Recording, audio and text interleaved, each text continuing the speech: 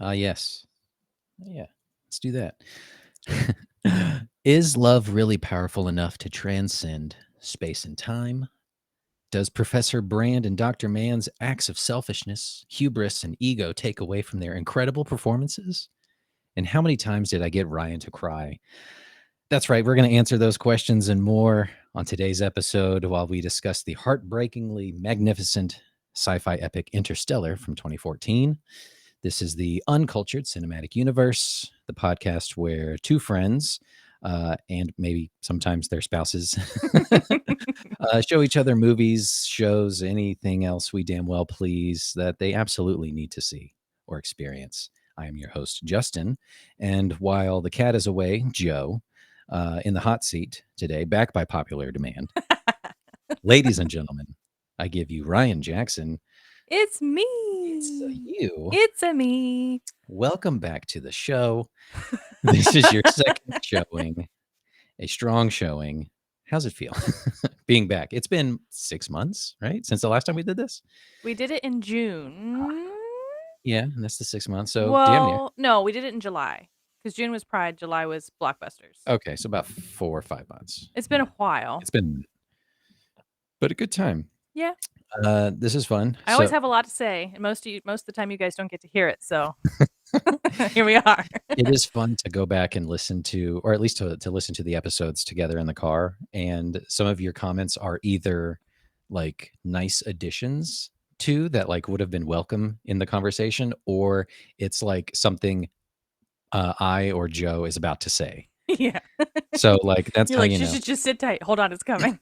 That's how you know, like we're all on the same wavelength. Yeah. So this is the end of towards the end of November. Holy shit! This is the second episode of November, and we are wrapping up another wild card month. Joe decided to leave, like he does for the great Northeast of America, just traveling all around. So yeah, we prepared for this Yes. weeks and weeks ago. We knew that you were going to be back on. Mhm. And what did you think? Just broad brushstrokes when I proposed watching this movie. I didn't know anything about it. You asserted that it would make me cry. Yes. You were correct. Uh-huh.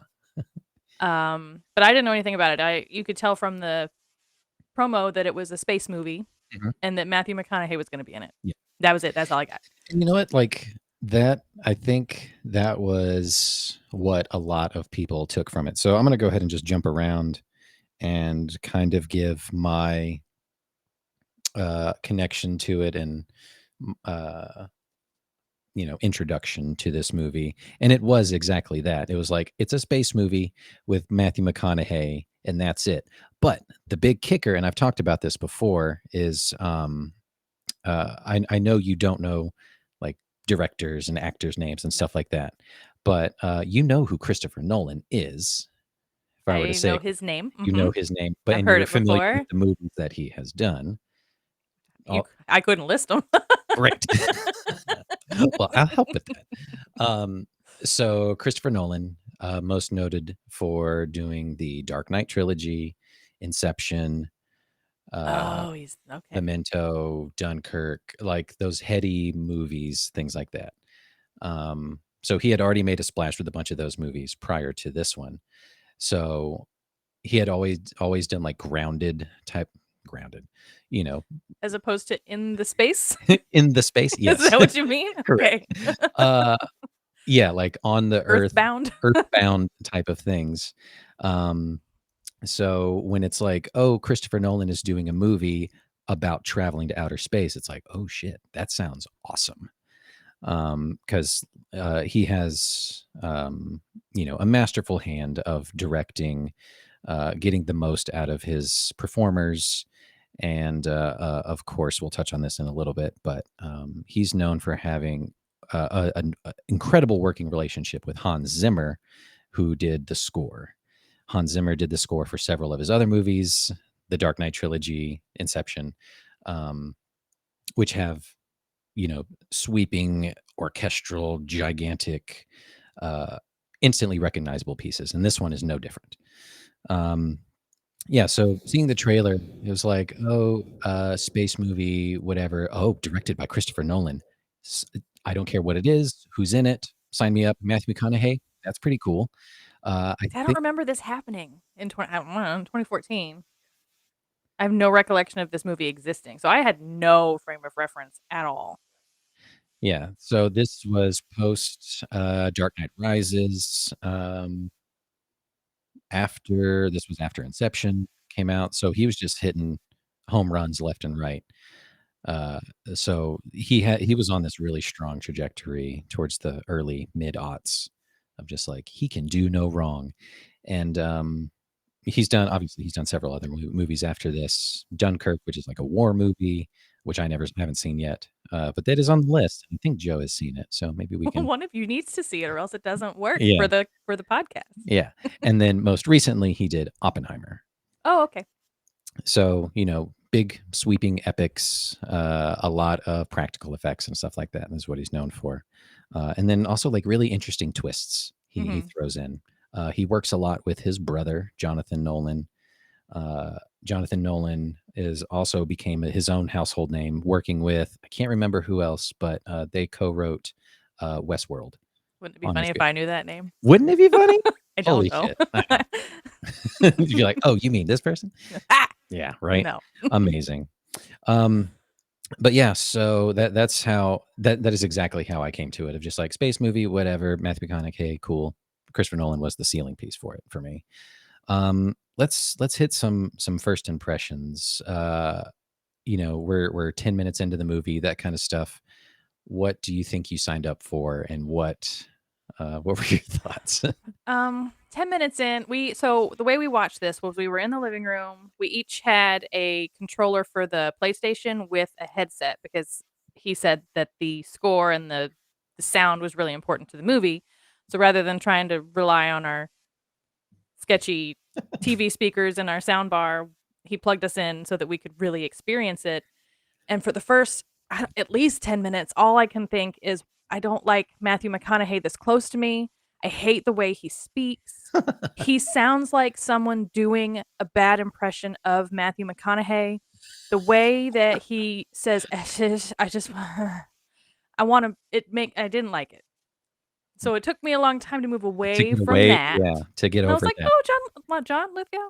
Oh, yeah, Is John that his Lithgow, name? I yeah. was like, "Oh, he's here." And that little girl, they cast that little girl really well. She looks like she could legitimately be his family. Yeah, yeah. That brother's a piece of shit. Somebody needs to do something about him. Oh, yes. But mostly, I was having a real problem with having Matthew McConaughey Whispering in your ear. whispering in my ear, and it took a long time to get around it. Yeah, I can that's like one kind of like criticism I think that is known for this movie, is that it like McConaughey is full on McConaughey in this flick. It's too Um, much.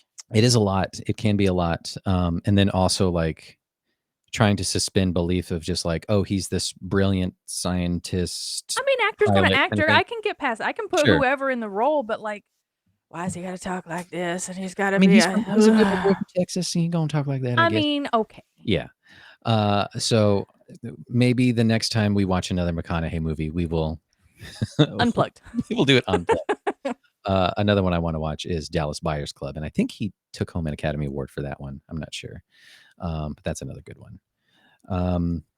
Yeah, so it took a little bit to kind of warm up to it. It took a minute to warm up to it, and then, like, some of the initial, um, big plot points, like, the world is a dust bowl and, um, the education system, they're Ooh, God. literally, uh, removing and replacing textbooks, which in 2014 probably sounded like a far reach, but in Absolutely. nearly 2024, Mhm. it's kind of almost our reality if somebody doesn't do something. I kinda it is interesting that we do these movies. So this is the second one we've done. The first one we did was Terminator 2, Mhm.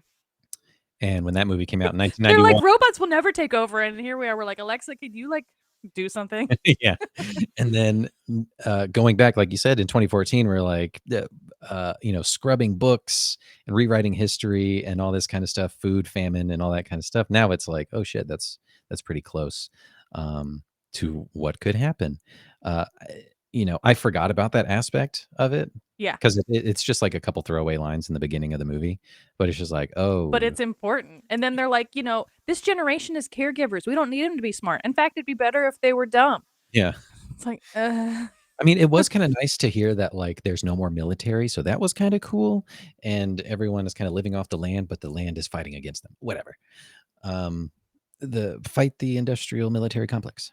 So, um, yeah, so I'm glad you warmed up to it pretty quickly, and, the concept of the movie doesn't start to get heady until, like, pretty far in. It's pretty self-explanatory and, like, easy to kinda glom onto, right? yeah. Towards the Well, and beginning. anytime they're like, "And this is, all of the corn because the potatoes and the other thing didn't work." Okay? Everybody listening? Everyone paying attention? Great. Yeah. Good to know. Um, Here, let me run down some of the boring facts. Not boring. They're good stuff. There's good stuff in here actually. So this movie was released November 5th, 2014. Directed by Christopher Nolan, written by Jonathan and Christopher Nolan together, score by Hans Zimmer. Budget of 165 million. Box office of 703 million. Did really well. Starring Matthew McConaughey, Anne Hathaway, Jessica Chastain, Bill Irwin. Now, if I say Bill Irwin, do you know who I'm talking about? The only Irwins I know play with crocodiles. This one does not. This one plays with Are you certain? This one plays with Muppets. Oh, well, I was gonna bring it around to Muppets, but I don't know that. Well, I don't know that guy. here's an early in. Bill Irwin, he did the voice of Tars and some puppeteering. That was an actual real life thing. Yeah, the first time those Four-legged. four-legged plunky robots showed up, I was like, "Oh, what is this movie?" Yeah. And, like, the first time they show up, they're kinda, like, going down the hallway, Uh-huh. and it's all kinda rinky, and they're got limbs flying everywhere, and they pan away really fast, and I was like, "Oh, they know it's bad." Yeah. And then they're around a lot. Yeah, but then they kinda start moving in interesting ways and doing more Yeah. funny things, but yeah, real puppeteers. Bill Irwin, he is the original Mr. Noodle from Elmo's World. Oh, how The fun! mustache and the curly hair, the really tall Yeah, one? yeah, yeah. Yeah, Bill Irwin. A trained clown. A trained clown, Mhm. that's right. Yeah, this is his. I know about Mr. Noodle. I can tell you all about Mr. Noodle, but I was looking through that and I was like, "Oh, shit, that's really cool." Um, Ellen Burstyn, she plays, old Murph, How old? the oldest Murph, Okay. ancient Murph. So there's a connection right there to The Exorcist. Ellen Burstyn was in The Exorcist, Oh. in 1973, and here she is doing this. And then, of course, Michael Caine is in this. A big thing that people come to when they talk about this movie and what they think about is it had an actual theoretical physicist on board as an executive producer, as well as scientific consultant. Keeping him honest. Yeah, Big Bang Theory did that too. yeah. Oh yeah, yeah, yeah. That's Yeah. right. So a lot of the stuff that there's just spewing, it's not just Like, sci-fi, whatever. they It's don't just put nonsense on the blackboards like it's legitimate stuff Mhm. in case the people that are watching wanna go, Yeah, actually." yeah. Yeah. Kip Thorne is his name. He was Sure it the is. just crossing my T's and dotting my lowercase J's. Kip Um, Thorne sounds made up. it's not. It's very real. A real celebrated theoretical physicist, which I appreciate, because this movie does a lot of just kind of explaining away quantum physics Yeah. and particle acceleration and things like that. And they did their homework, which is really cool. Um, they utilized extensive practical and miniature effects. As I said before, that's a common staple with Nolan movies. He likes to do that. In The Dark Knight, he actually flipped over a truck. That was real. It wasn't CG. They really jumped or blew up a plane or whatever in The Dark Knight Rises, all that kind of stuff. He loves and lives for that shit. I like practical too. It holds up better, I feel like. Looks so good. And that's why I wanted to, and this was the first time too, when we watched this movie, like all the lights were off except for the Christmas tree. Well, yeah. Yeah, I mean, come on. So like the visuals of this movie, I think are so stunning and so interesting the way that they did it.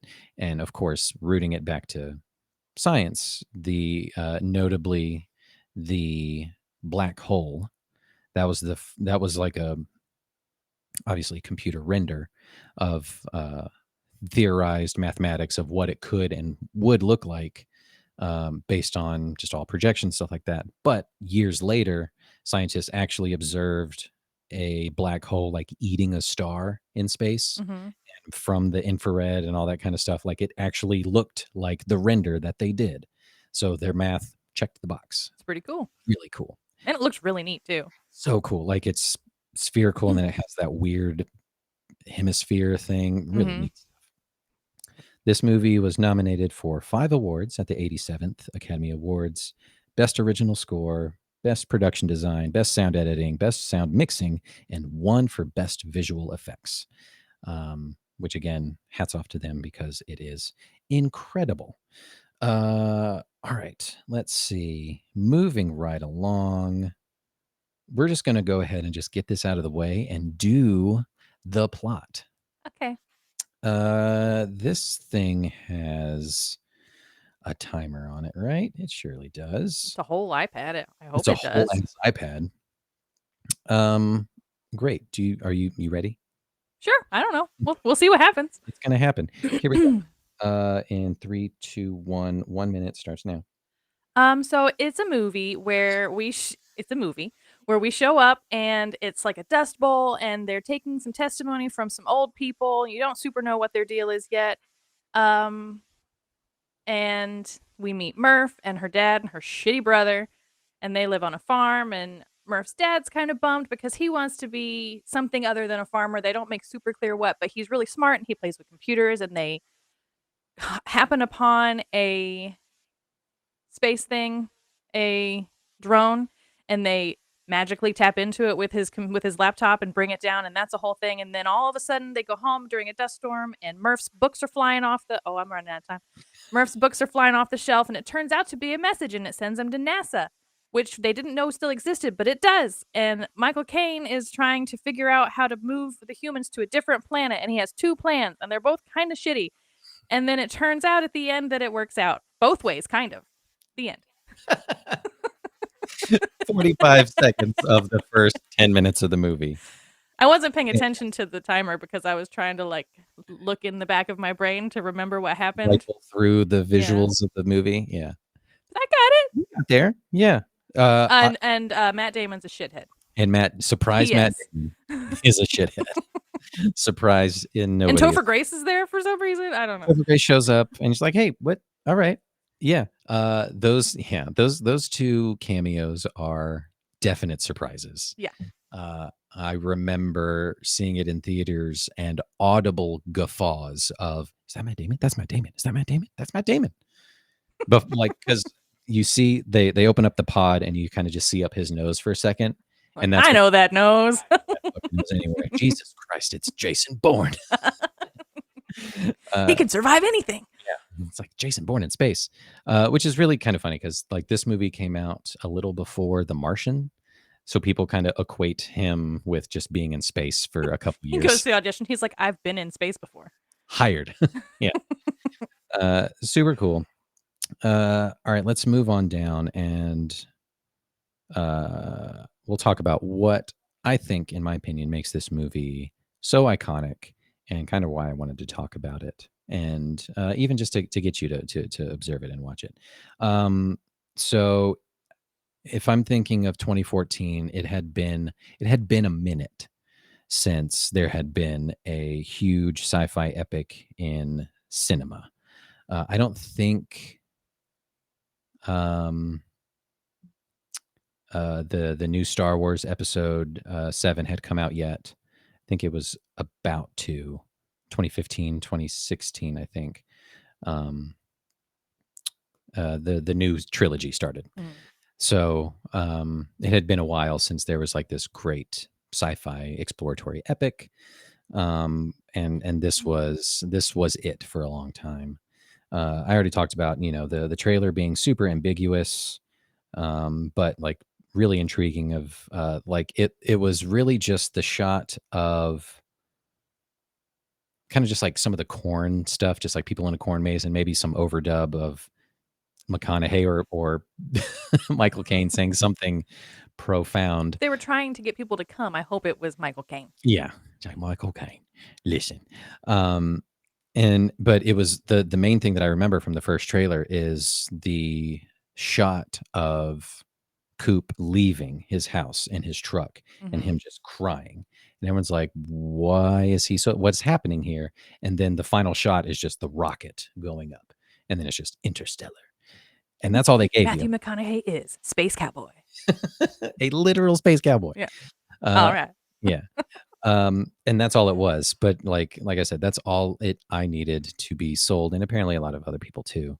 The trailer itself, or not the trailer, the poster was also super iconic in that regard. It had like a vertically stacked Interstellar inside of the like blast from the rocket leaving Earth, and that's all they gave you, nothing else.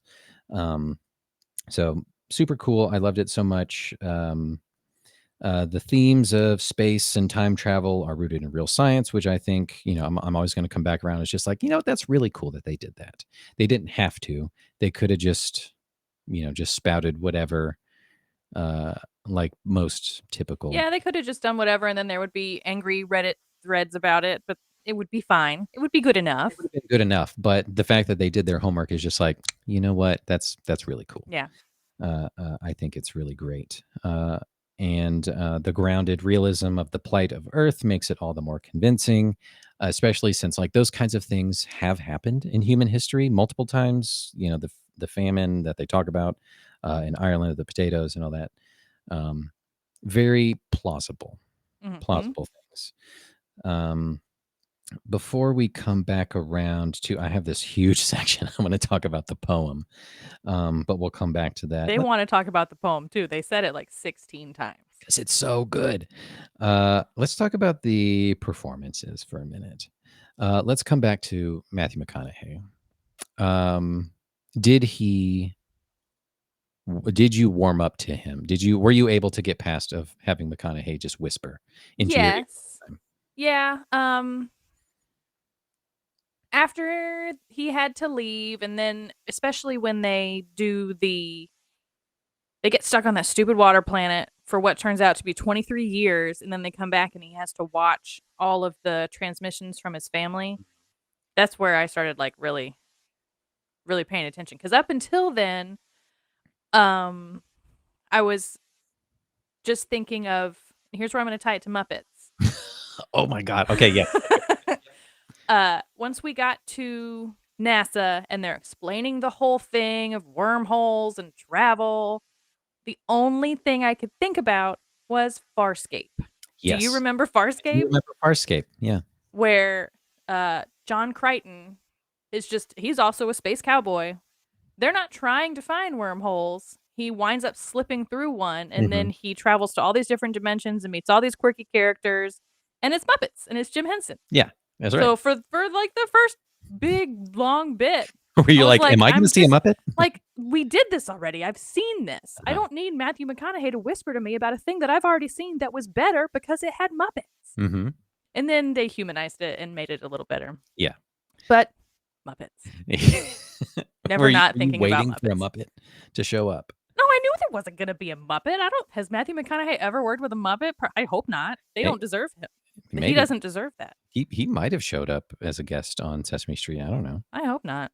Maybe he was in the Muppet movie or the second one. Maybe not. No, You would know that. I would know. But, I mean, there is He's a just not connection. he takes himself way too seriously. You can't be around Muppets when you think you're as important as he thinks he is. Listen to Mhm. him talk. Listen to him. Ugh. Listen to that country Texas accent. I don't care that he's Southern.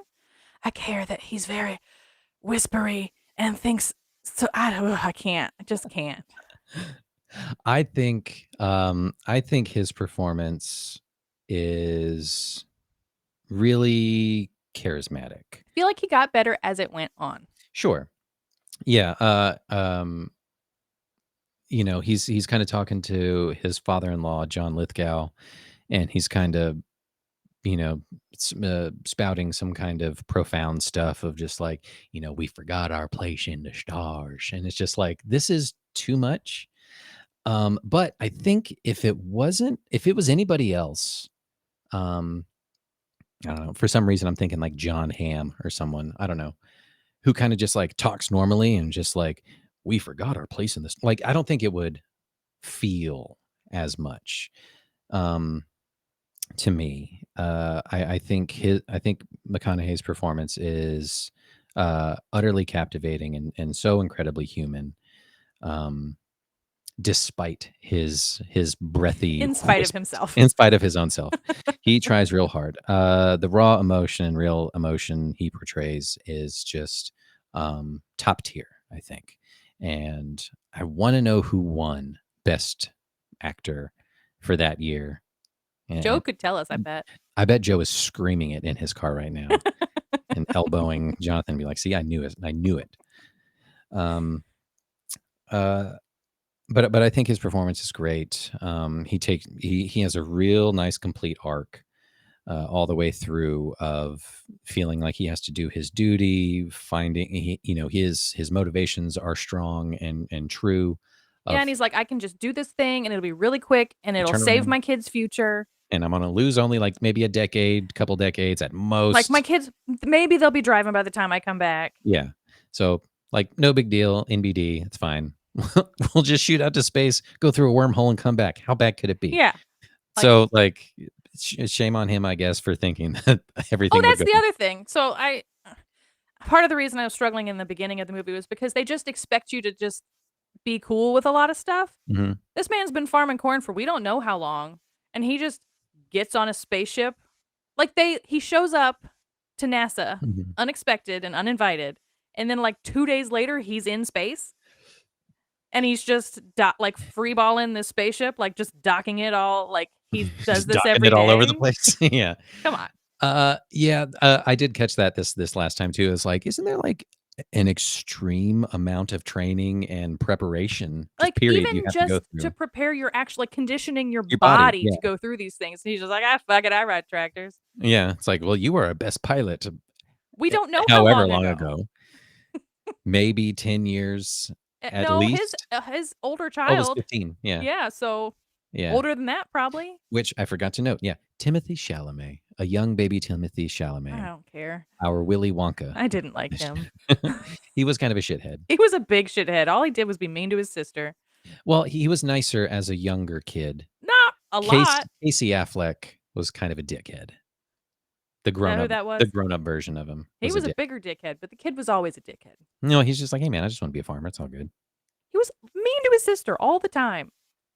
Oh, yeah, he was kinda short with her because she had, like, illusions of And grandeur. saying, Murphy's Law and just picking on her for no good reason at all. Mhm. Yeah. What a kid. Um, what kids? Oh, yeah, also, I'll come to them in a second.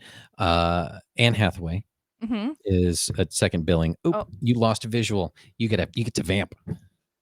Well, while you're up, do you wanna see what Joe's transmission is? Oh. We do have a transmission from our baby Joe That's right. Special transmission from Joe. Here that we we go. haven't seen. We haven't. So we'll all get to watch this together. All right, here we go.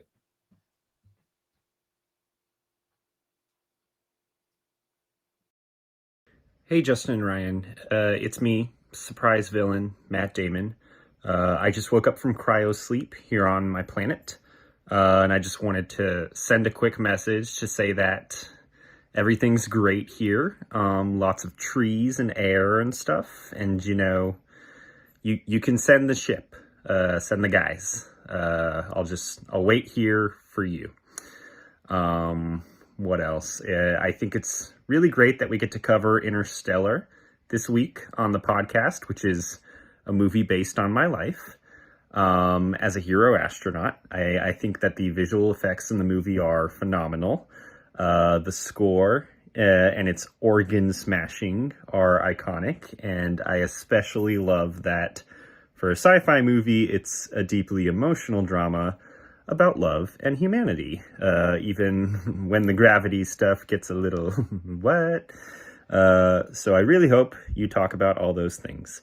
And Tars and Case, my favorite characters in all of cinema. Please talk about them as well. Anyway, I'll let you get back to it. And I can't wait to listen to the episode when it finally reaches me in about 45 years.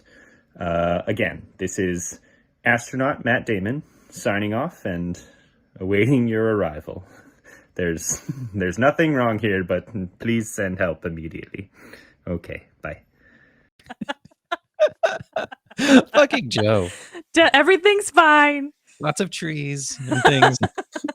I would like to think that is exactly what Dr. Matt Damon sent. It was just like, yeah, totally cool. Everything's fine. Thumbs up. Please hurry. Yeah. Like what a dick. What a dick move. Thank you, Joe, for your transmission. We were banking on it being a recording similar to that. Yeah. Yeah, I was hoping for either the Coop McConaughey version of it. Mm-hmm. But this was great. I did not expect that. Classic Joe. Villain spaceman, Matt Damon. Which no one saw coming. Yep. Which really no one did see coming. Obviously, he didn't get billing or anything like that on the posters or anything like that. And he wasn't allowed for like the first 2 weeks of press junket stuff. Oh, that's interesting. Keep it secret. Which is really cool. And also, speaking of like 2 weeks after premiere or whatever, Hans Zimmer didn't want to release the soundtrack to the public until 2 weeks after its premiere because he wanted people to experience it in the theater, which is great. Because yes, that score rips, Joe. You're right. We'll come back to that in a second. Anne Hathaway, second billing. Andy, yes, that's right. Bringing it right back around to episode 1. Episode 1, right? From The Devil Wears Prada. Yes, she may have imperfect motivations, but I think she's kind of ultimately screwed over the most. She's kind of her own dad. Her own dad shoots her into space knowing she can do literally nothing. Yeah, it is all for naught. That sucks the worst. Yeah. Yeah, that is the exact opposite side of father-daughter relationship compared to Coop and Murph. Mm-hmm. But I think she has a really strong, solid performance, even if it's revealed later on that she was in love with Wolf Reinhardt. I don't remember his name. The other doctor scientist who's dead. Yeah. Whose planet we don't get to go to because we had to go to Waterworld. Mm-hmm. Yeah, we'll come back to and learn about the theory of relativity. Theory of relativity, as well as is it relativity? Yeah, because of the gravity and the hours pass differently there. That didn't occur to them. Oh, yeah, them that's right. That... The time is relative to where yeah. Because it was so close to the black hole, it was literally stretching space They time. thought that they, without actually thinking about it, they thought that they had been getting solid data for years, but and they're like, oh, shit. The space lady, the astronaut, had only actually been on her planet for like an hour, and she was dead as fuck. Yeah, super dead, super drowned. Yeah. And if they had just thought about it for a second, like, oh, 1 hour here is 7 years on Earth, then they could have really thought about it. But they were in such a hurry because all of a sudden they're like, Matthew McConaughey's here. We got to get him in a rocket. Go, go, go. Everybody go. Yeah. And okay, so I can kind of not explain it away, but it makes sense, I guess, that they had been working in secret, NASA had, and it was kind of, even though it was built on a web of lies, Plan A was kind of hush-hush and hurried and all that kind of stuff. So we need to talk about these plans. So whatever. Yeah, just 2 plans. Come up with 3, 4, 5 plans. And neither plan had a plan beyond... This is okay. So plan A was we're going to send our humans to these planets and they're going to establish a base and we'll send more humans. Once we figure out this equation of gravity. Right. The average Joe is not getting on a rocket to some planet on the other side of a wormhole. So good luck with that. But then plan B was we have all these embryos. Where did you get those embryos? Number one, I'd like to know if you're a secret space organization. Where'd you get all these hundreds of embryos? And then 2, when they get to the planet and they're supposed to cook them up or whatever they do, who's going to take care of these children? Yeah. One fucking astronaut? Who's gonna? And what are they feeding them? Is there an Enfamil plant on planet Space X? Whatever. Yeah. What are they feeding these kids? You're going to have 72 infants and 1 adult and no food? But it's repopulating. Yeah. What is happening? Yeah, like if it's just Dr. Brand, Anne Hathaway's character on that planet, and she's like, "Well, I gotta go be super mom." To Well, 94 infants that all grow in, and the older they get, the more troublesome they become. Maybe they have so many so that they can feed some of them to the other ones. I don't know. oh yeah, They don't have a plan. That's The right. plan is babies. Babies as far as the eye can see. Like what? They don't have a plan beyond the babies. Right. And Yeah. even getting them to be babies. Like do they just Someone's got to carry them to term. Well, no, because and they briefly speak about it. Michael Caine's like, "We'll incubate, I don't know, 50, I don't know how many he says, but we'll incubate so many of these embryos and then those ones will grow up and they'll make more babies." then So they're they'll take care also of not going to give them sex ed. They're just going to turn them loose and see what happens. because we got to repopulate. Because we got to repopulate. But how do these initial babies, who's going to take care of them? What are they feeding them? Big questions. There is no plan. Yeah. It's pretty what's the opposite of foolproof? Shoddy Shoddy. is bad. Full. So much foolishness. So bad. It is a bad plan. And then the plan A is like, go discover a new planet, and by the time you get back, like, I'll have it's the ultimate bullshit of like, I'll procrastination, like, I'll do it later. I'll Well, then you figure it out. find out he knew before he sent him. He had That already it was solved the unsolvable. equation. It was not a thing. unsolvable. Yeah. Unsolvable is what it was. He told him he solved it, but he did not solve it. And that's where I kind of Same as Matt Damon. Matt Damon, noted shithead. Trees everywhere. So many trees. It's good. There's a surface. Come look at all these trees. There's a subsurface. It's great. And maybe you guys life. got to come here. Yeah, totally cool. No big deal. No red flags. None. I'm Matt Damon. Come with me down this dark hole. It's totally fine. Yeah, I was trying to figure out and really pay attention to like, okay, so Michael Caine has to solve the equation of gravity. And that's all they really speak to about it. It's like, I need to figure out gravity. Well, he has to figure out how to make it more than 3 dimensions. To leave somehow. To leave. And it's so like manipulate the wormhole and time and space. I thought and they figured out that gravity is the key because they're getting all these gravitational anomalies that are giving them these little pieces, but they don't know what it is. Yeah. And these supreme beings are in 5 dimensions. Yes. So yes, being one dimension higher gives you master over the others below you. What's the 4th dimension? Is it like Time. Oh, okay. It's not like on a ride where it's like it's 4D where it's 3D and then they like blow air on you.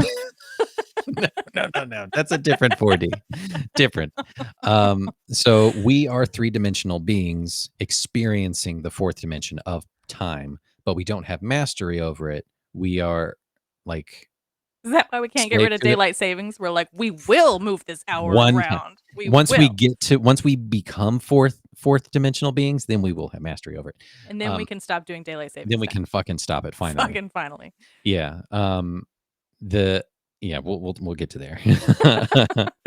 But yeah, the scientific equation is just like, I need to solve gravity. And I thought my interpretation of it was in order to leave the Earth, in order to because to blast a rocket off into space, you're fighting against the gravity of the Earth. Mm-hmm.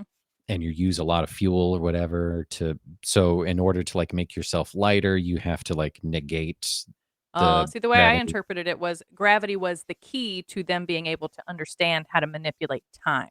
Mm-hmm. Somehow, right? Some sort of time travel-ish, timey-wimey stuff kind of thing. All confusing, however, rooted in science. So way to go. Super cool. I believe them. Yeah. I'm going to talk about the Murphs' performance. The Murphs, 3 of them.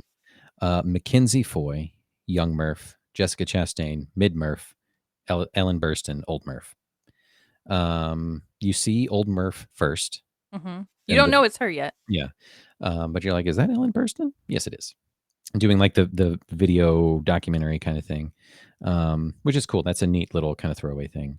Mackenzie Foy, does that young actress look familiar to you? No? She played young Renesmee in Breaking Dawn 1 and 2, or 2, part 2. Oh, I mean, That was a long time ago. And wasn't she like heavily CGI'd in that movie? There was the nightmare CGI version of it, but Yeah. then like once she like it turns a certain age and she can just be a person, that was her. But yeah, that was her claim to fame, and then getting this role is incredible. I thought Loved. it was good casting. Like they looked like I don't think the two siblings looked like siblings, but she definitely looked like she could be Matthew McConaughey's kid. Mhm. And then the aged up version of her, Jessica Chastain, Also good casting. also great casting Mhm. there. And I already talked about how uh, Timothy Chalamet and um, Whatever Casey Affleck, Affleck. yeah. Casey Affleck, that was a great one too. Believable, putting them side by side. That's what he would age I didn't into. like either one of them. Yeah, kind of a dickhead. They were shitty. I didn't Yep. like them. But And then his whole family gets TB, I guess. What is their coughing disease? they're just breathing in dirt, I guess. Yeah, maybe it's TB. Who knows? Where is Topher trying to take him? We don't know. Underground, back Oh, to NASA with him, for what? just to get out of the stop breathing dirt. Come What underground. about literally everybody else? Fuck him. I don't know. Fuck these guys. Yeah. He's like, but it's my girlfriend's, I guess, family. We've never met him before until he gets in the Jeep and they're driving to her family home. Yeah. She's like, come on, Topher, let's go to my house. And I'm like, who are you? Love interest or whatever, or fellow scientist or doctor. We find out at the He's a end doctor. he's a doctor. Yeah. But Jessica Chastain, I think she also had a great performance. Not as nuanced, I think, as Mackenzie Foy's. Being the, I mean, it's easier to kind of emote or at least the handful of scenes that young Murph had to do were more impactful, I think. Yeah, well, and she had more of a range in the beginning where she started out like happy kid and she's like, oh no, you have to meet with the principal. Mhm. And then all of a sudden she's heartbroken. She's on Mhm. this adventure with her dad that she thinks is going to be really cool. And then it turns out to be this thing that's going to take him away. And then she's heartbroken. Second Murph just has to be mad for a really long time. So Mad she Murph. spends 2/3 of her performance being very angry. Mhm. And she doesn't actually get to be a character Yeah. until way later. Yeah. Yep. And then Ellen Burstyn is just there for a second to be just old Murph, just to firmly just end the chapter of Murph, which is really cool. Let me run back through. Oh, she said something that really got me at the very, very end where she had been in cryo sleep for 2 years or whatever, and they woke her up, and Matthew McConaughey's like, "Why are you still are here? How Mhm. did you know I would come back?" And she Mhm. says, I was wondering if you were going to cry on camera. "Well, you know what she says." Oh, I know what she says. That was that was the last one. So we watched this movie in 2 sittings. Yeah, she says, "My dad promised me." Mhm. So good. So we watched this movie in 2 sittings, and the first one had the 23-year transmission one, and I knew that scene was coming up, and I was like, "Oh god, this is the hardest scene to watch." And there's a couple other ones in there too where he had to leave. And I was like, "Okay, we're good for a minute." Or actually, I think we're good. When we came back to night 2, I was like, "It's just like action The way adventure." he cut it off was right before had we met Matt Damon? Yeah, we just We met had Matt Damon. just met him. We had just gotten to his planet. And I was like, okay, I think I know what the plan's gonna be. I'm pretty annoyed by this movie. I'm really tired of listening to Matthew McConaughey talk. What I think should happen is both the Matts get back on the rocket and go home, and Anne and Rom, the other guy, they stay and they do the embryo thing. Mhm. Like, all right, everybody wins. Nope. Matt Damon doesn't want to be here. McConaughey doesn't want to be here. They'll take the rocket and they'll go home. Then Yeah. fucking Damon. Damon. All hell broke. Like 10 minutes into our second sitting, all hell broke loose. Yep. It's Michael Caine's character dies, and on his deathbed, the On his last thing deathbed has to reveal to Murph that it was all a lie. Why? he's like, For "Oh, what? I lied to you this whole time, and everybody else split." And why? Why even say that? Yeah, why not And just then he was so hell bent on this stupid poem that he couldn't even tell her the whole thing? anything. He just had to stop what he was saying because he's like, oh crap, I'm about to die. And then he has to start reciting this poem because he's dramatic, I guess. I don't know. The old man loves drama. He's a drama king. He's a liar and he lives for the dramatics. But yeah, so as She's soon like, as just tell me. And he's like, I only have a second. there's Do a not lot, go swift. there's a lot of lines I got to get through. Don't bother It's me. a long poem. It's really not. There's only 6 stanzas, but yeah. So we cut it off as soon as Matt Damon shows up, and we come into night 2. And I'm like, okay, all the heavy, dramatic, heartbreaking pieces are done. That's in part 1. Part 2 is just action adventure, and we get to the end, and there's like the wormhole travel again, and all that kind of stuff. And then we show up back on. But then I forgot that there's a couple more heavy hitting pieces. That one scene is only a couple minutes long, but oh man. Yeah, and I kind of had beef for a second of just like, wouldn't he want to like hang out and talk to her more and all that kind of stuff? But she can't. But She's she can't. literally She's dying. literally dying, and she's She- like, I have she my family Put here. herself in a freezer so that she could see her dad one last time. And she's already on oxygen. She's only gonna be alive for who knows how long. So she's like, good to see you, Dad. I'm glad you came back. I'm glad I believed in you. I gotta go. I gotta go. You should go. You should go. Don't watch me die. That's not, nobody wants that. Get out. Yeah. So like the ending can seem sudden, and I think I'm okay with it ending the way that it does. I thought I remembered it. I misremembered the ending of it's his own accord, his own idea of like, I'm going to sneak off and go, and like after I see Murph and leave pretty unceremoniously, I'm just going to go sneak onto a ship and just go to Brand, her planet. But it's Murph's idea. He's like, what do I do? Where should I go? And she says, Brand, go to her. She's waiting for you. And he's like, oh shit, yeah, you're right. Okay, all right. Later. Deuces. See ya. See you on the other side, kid. So at first I misremembered it being kind of like anticlimactic and kind of an undercut, but I think it's a really good ending. The way that it kind of wraps everything up. Let's hit the significance of the poem, because I know you're just like, this poem. It just kept coming up at the most inopportune times. And it just felt like they were just trying to drill it into you. And it's because it is so good. There's deep pieces to it. They didn't read the whole thing, which is fine. But there's like really neat pieces that kind of tie it to the movie. And I think that's why. So the title is Do Not Go Gentle Into That Good Night by Dylan Thomas. Basically, the whole premise of it is basically the human race won't and shouldn't give up or, give up the ghost, give in to death without a fight. And that's the whole, do not go gentle into that good night, death being the good night. The thing that they always come back to is just rage against the dying of the light. So there's that first stanza. And then it kind of talks about 4 essentially like types of like mankind or men that confront death. The wise man, the good man, the wild man, and the grave man. And parallels between these can be drawn to several characters, but the wise man can be easily drawn to Professor Brand. The poem says, though wise men at their end know dark is right, because their words have forked no lightning, they do not go gentle to that good night. So wise men at their end, they know the dark is right. They know that death was coming for them anyway, and that all of their efforts are futile. And with words forked no lightning, he couldn't change the outcome. He couldn't fork a strike or solve the equation. So he does not go gentle into that good night. He kind of eases into it. The good men, the last wave by, crying how bright their frail deeds might have danced in a green bay, rage against the dying of the light. So Coop is representative of the good men. He's a good father. He's a good man. His motivations are pure. He thinks he's doing the right thing. His frail deeds being his inept venture to be a hero, essentially, to kind of save mankind. The wild men who caught and sang the sun in flight and learned too late they grieved it on its way, do not go gentle into that good night.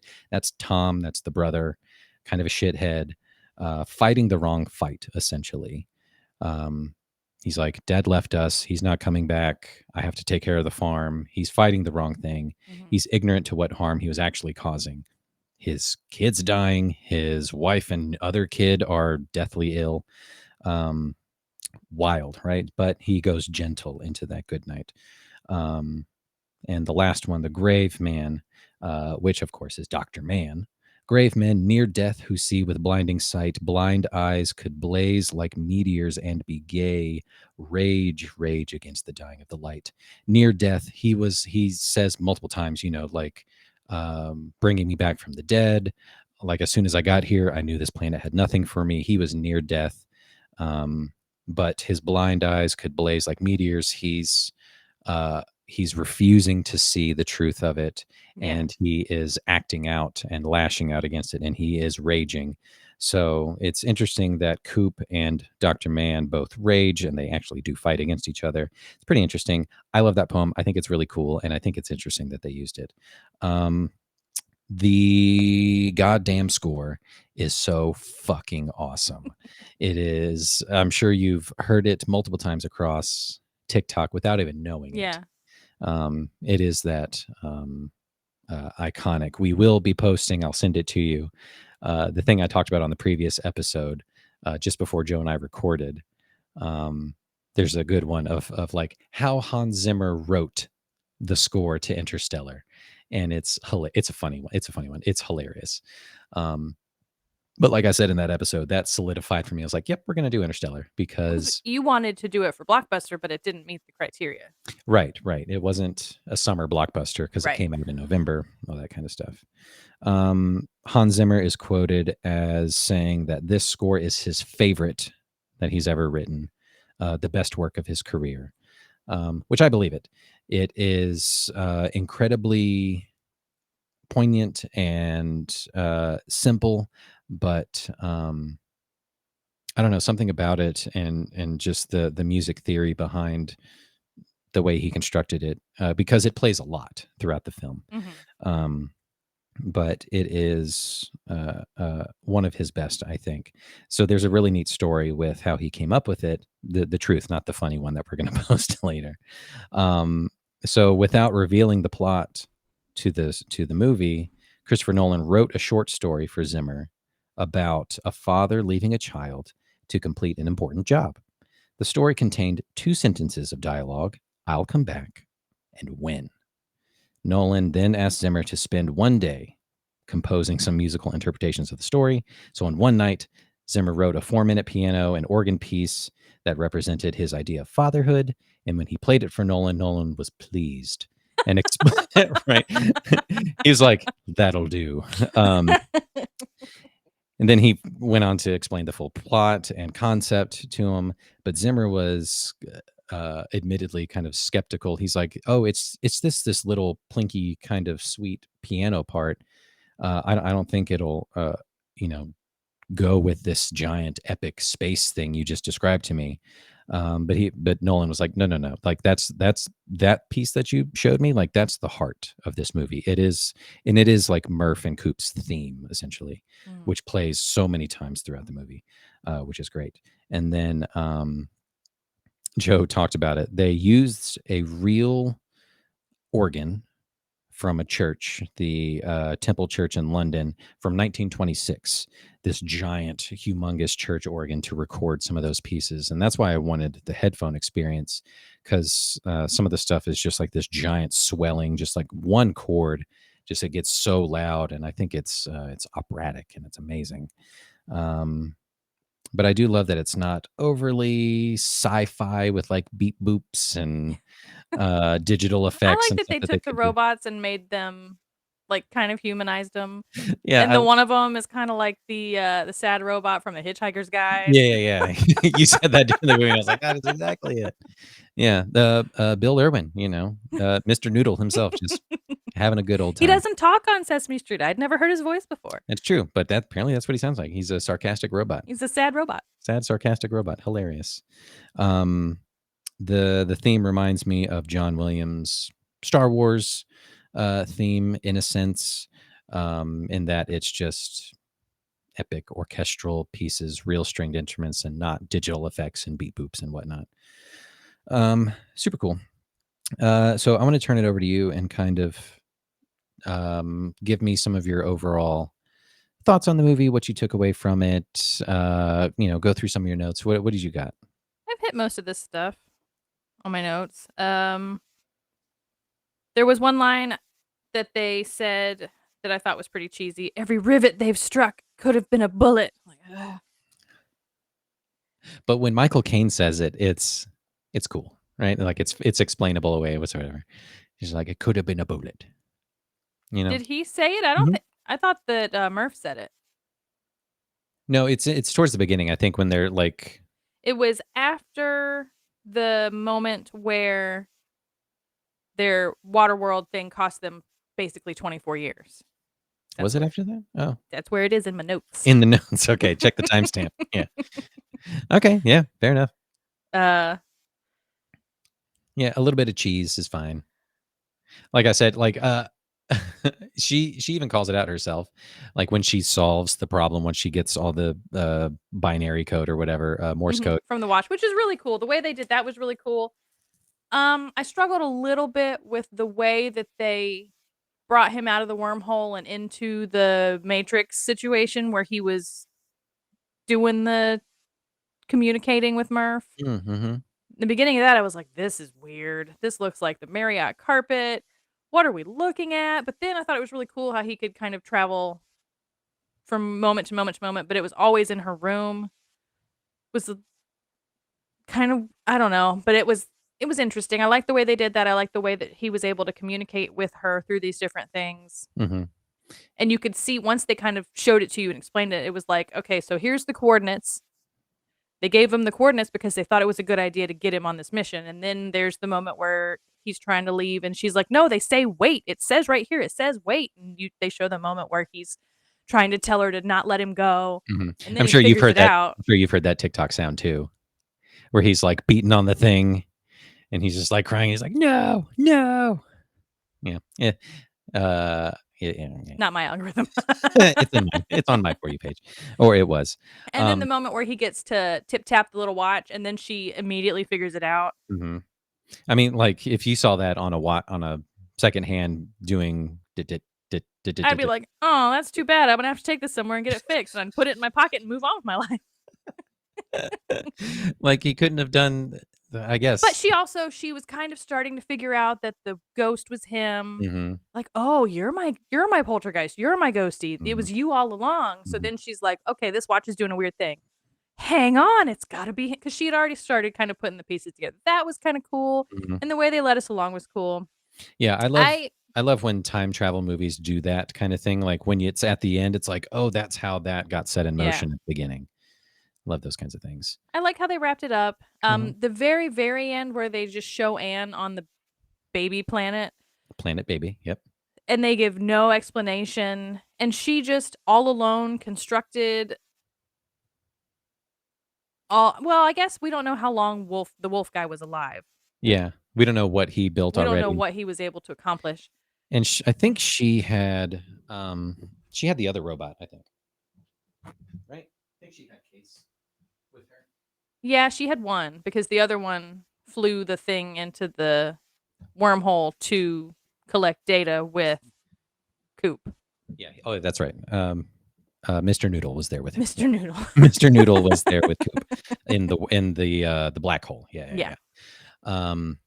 Very cool. I would love to know what their plan was with all them babies.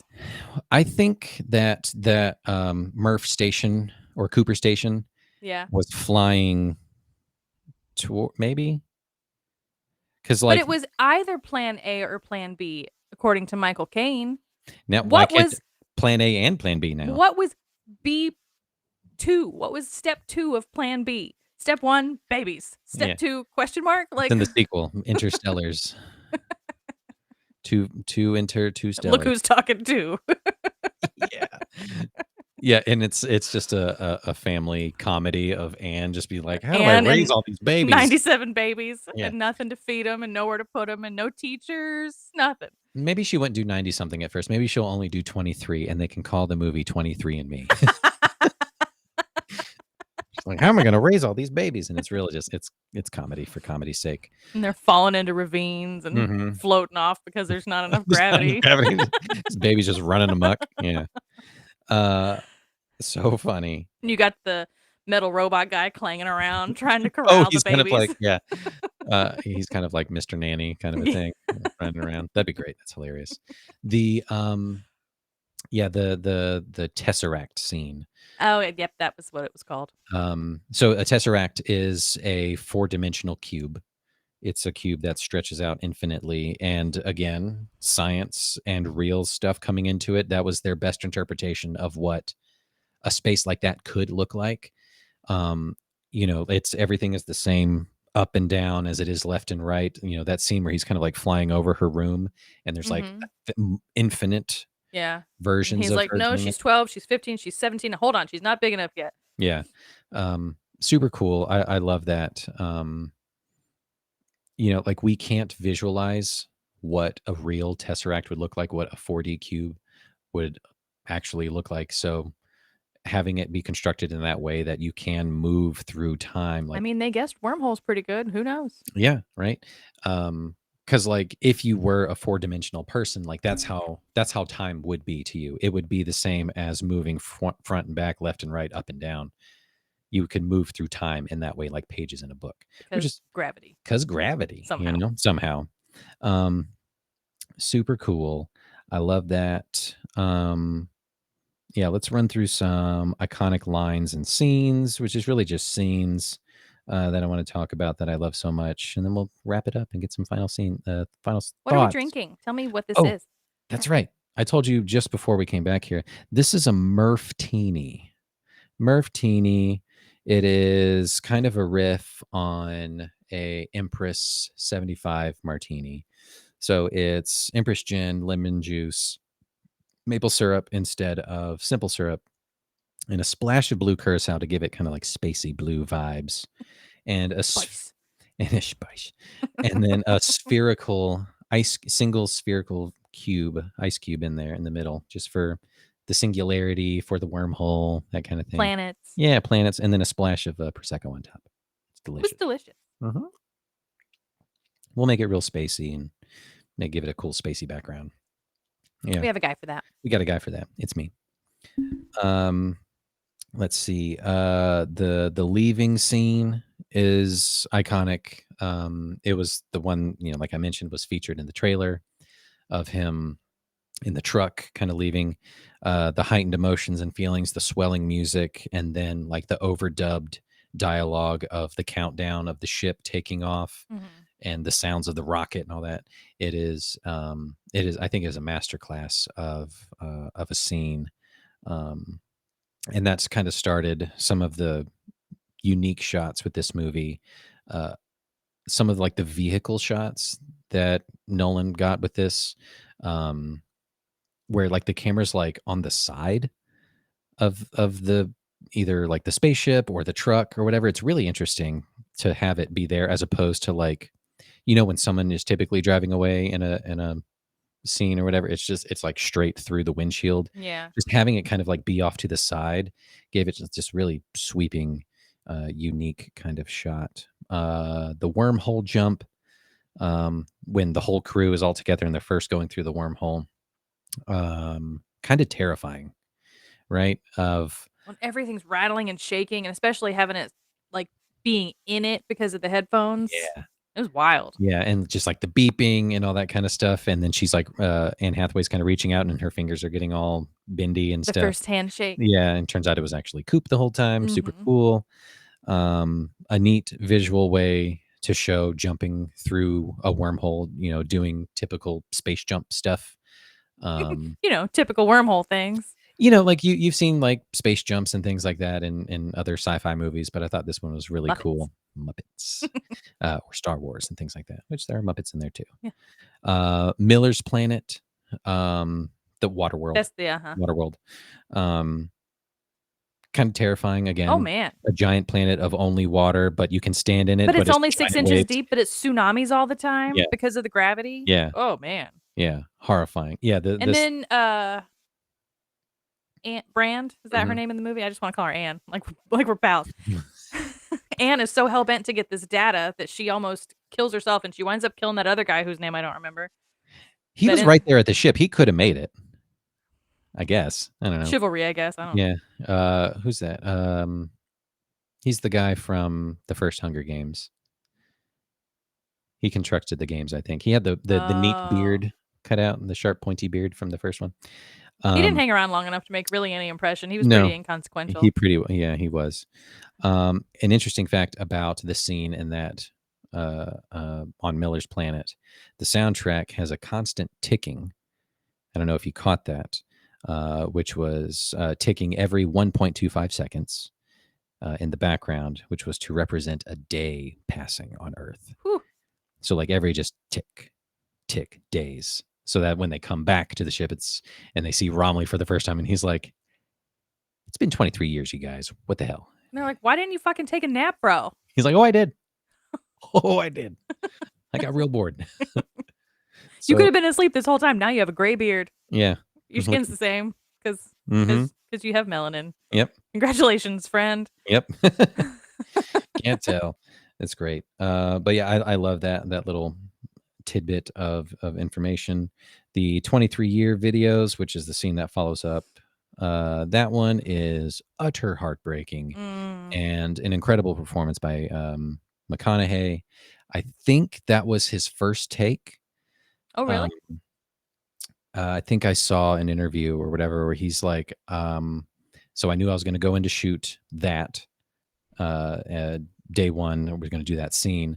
And he didn't want to see the broadcast footage of what he was going to see from his kids or whatever. He's like, so I knew like going in and getting that first take, like that's going to be the most authentic. So like, don't fuck it up, essentially. No pressure though. No pressure. But it's such a good performance. It hurts, but it's so good. Holy crap, it's Matt Damon. I already talked about the audible guffaws and what's of holy shit, that's Matt Damon. As well as Topher Grace. Topher Grace? That's Topher Grace. He just came out of nowhere. They both came out of nowhere at the same time. We knew we were going to meet an astronaut on this planet. You know, I love that he was hinted at. You know, was he? Yeah. So like when Cooper and Murph first get there to NASA, and they're kind of giving the whole spiel about it. He's like, and of course this was all led by our, brave Dr. Man, the best of us. Yeah, and he pointed to like a blurry picture in the background. Oh, I wasn't. Yeah. But I don't know if that actually was a picture of Matt Damon or not. At that point, I was still probably in the Farscape. Yeah, it's like, oh, we're going to do a Farscape? Great, guys. I was like, when do we meet Rigel the 16th? Like, what's... Tiana going to be there? That would have been hilarious. He just scoots by on his little floating rascal. Yeah. If you don't know what I'm talking about, you're really missing out. But if you do know what she's talking about, you are just clapping. The twist and the great lies that come out, both from Professor Brand and Alfred. Who else is lying? Dr. Mann. Yeah. It almost kind of undercuts Professor Brand's whole arc, but it makes sense from a human perspective of just like, there really is no hope for everyone here. I really thought I had more time. Yeah, it's kind of like the Dark Knight-ness of it, at the end, like when Harvey Dent dies, Batman's like, don't tell anyone what happened. You tell them I did it, and I can be the bad guy, kind of a thing, but no one will know.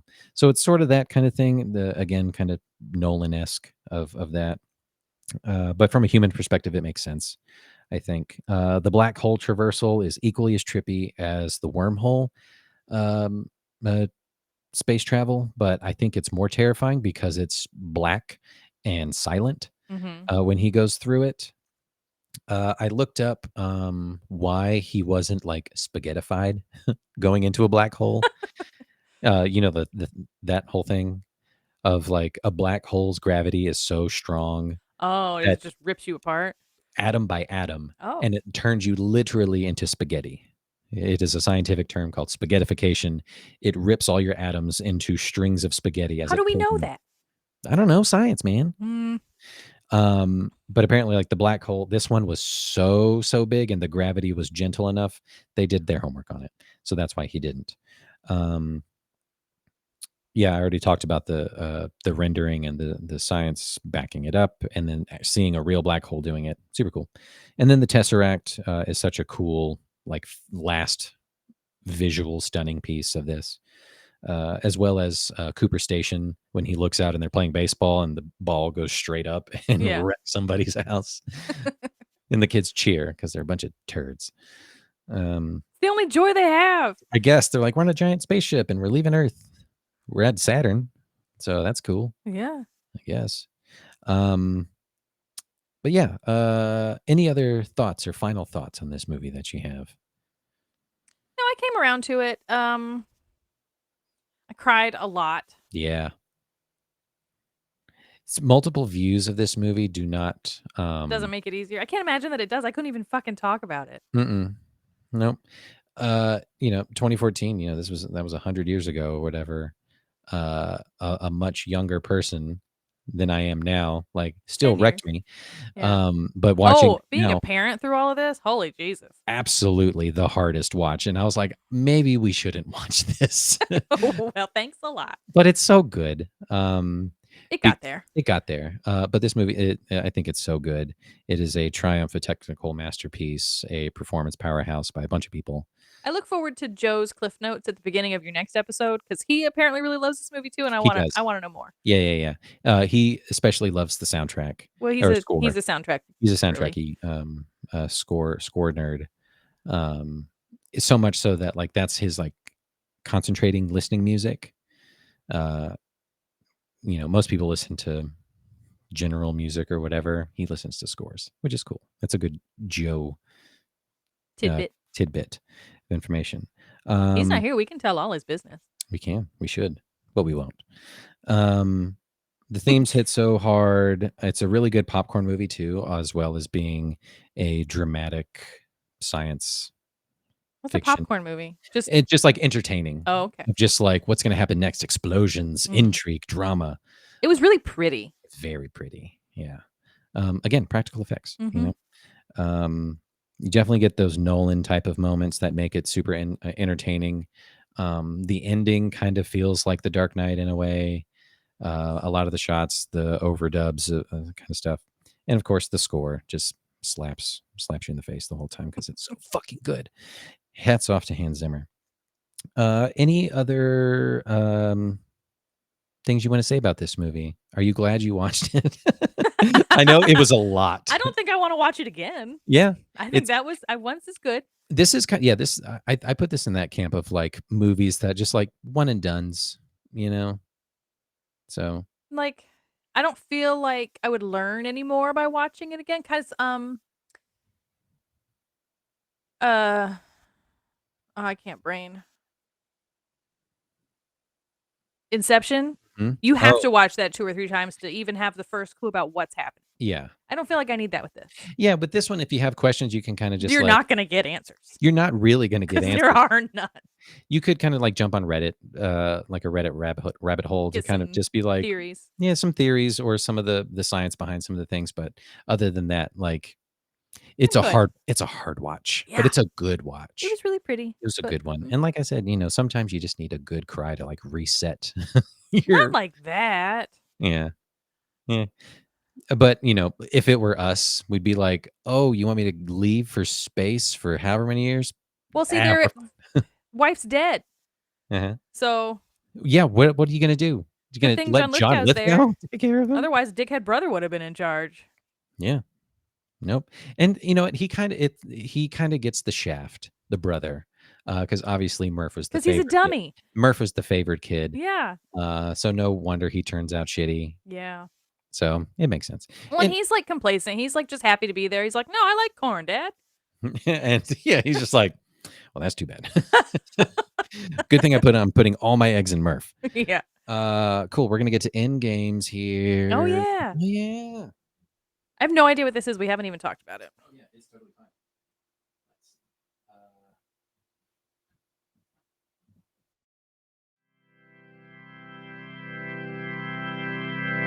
Stay.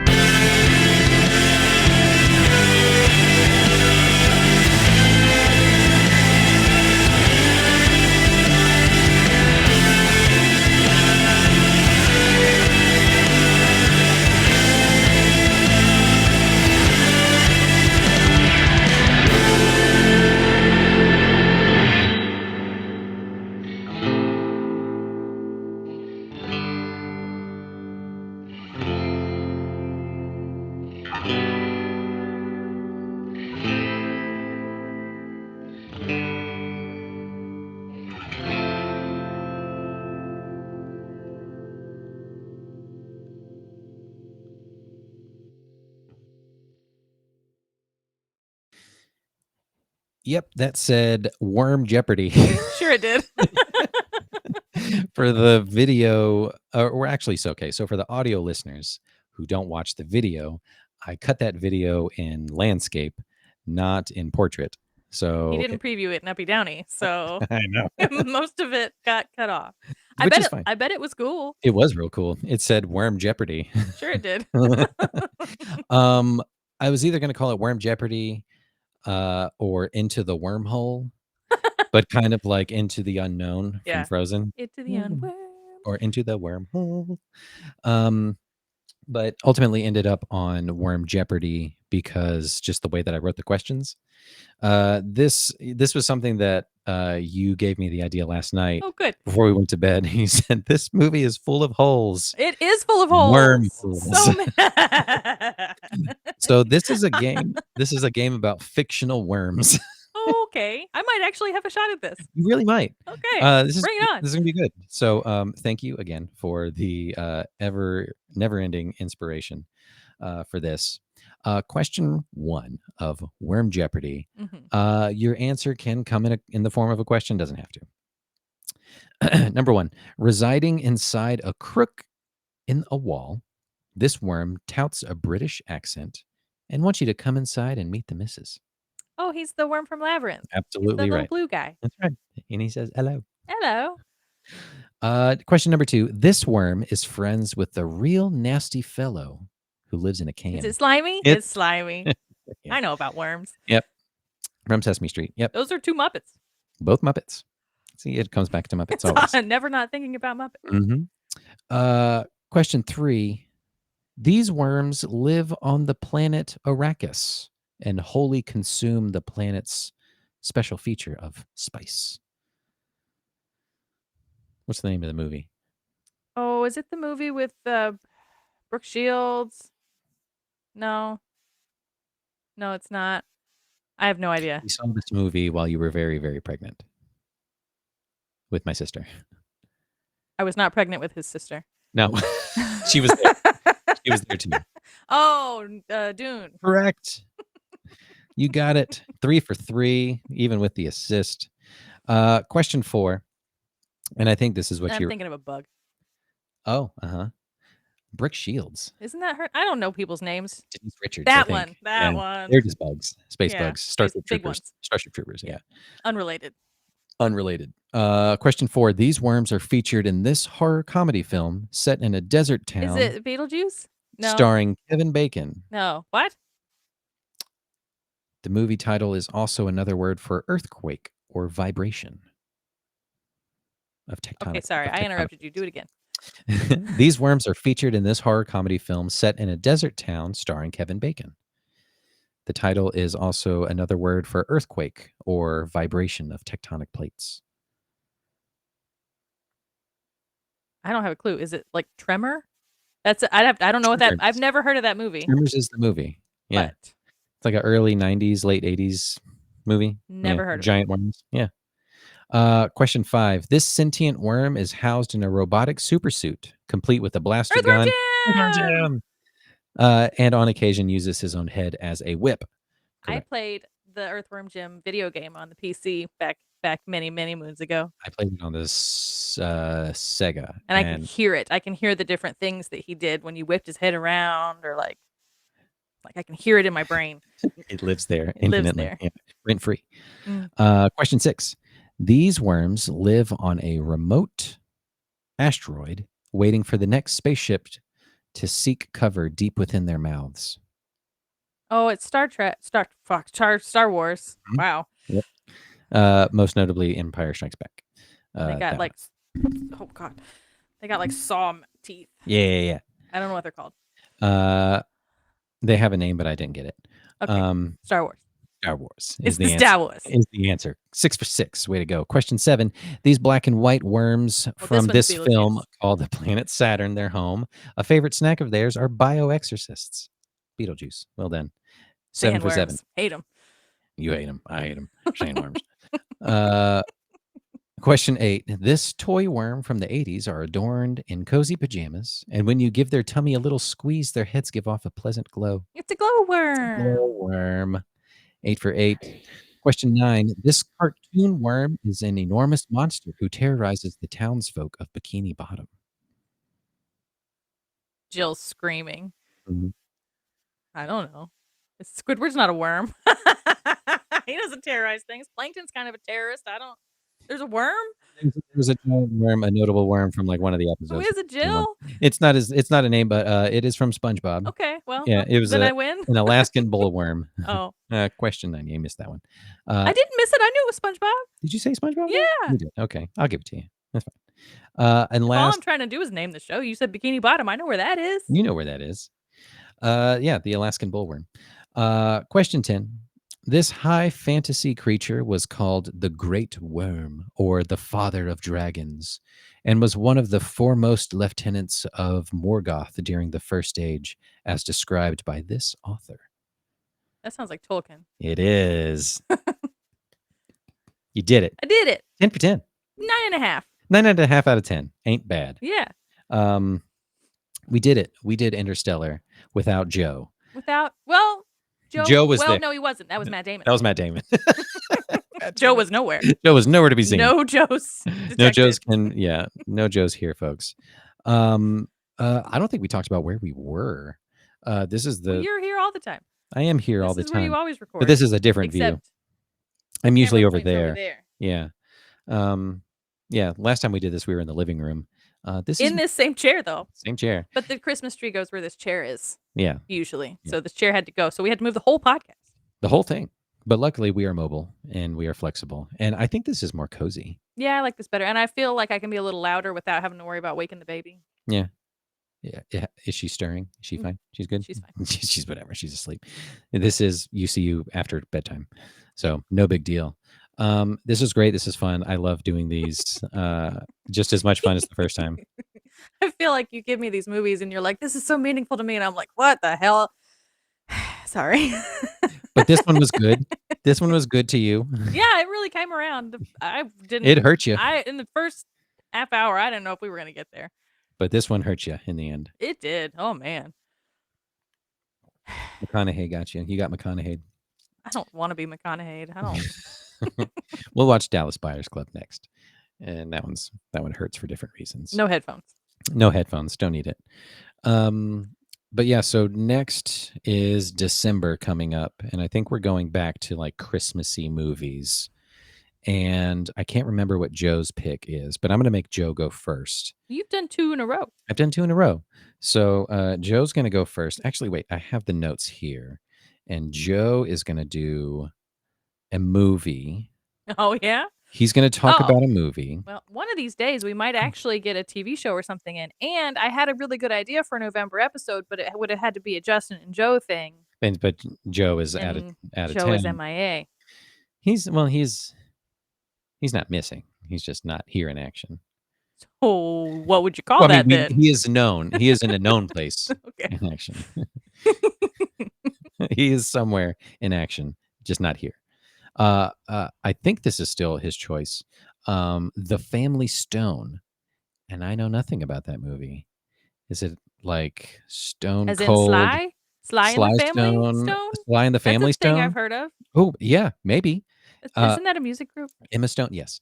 Emma Stone, Stone Cold Steve Austin. The Rolling Stones. The Rolling Stones, Keith. Many Keith Richards. stones. We will leave no stone unturned.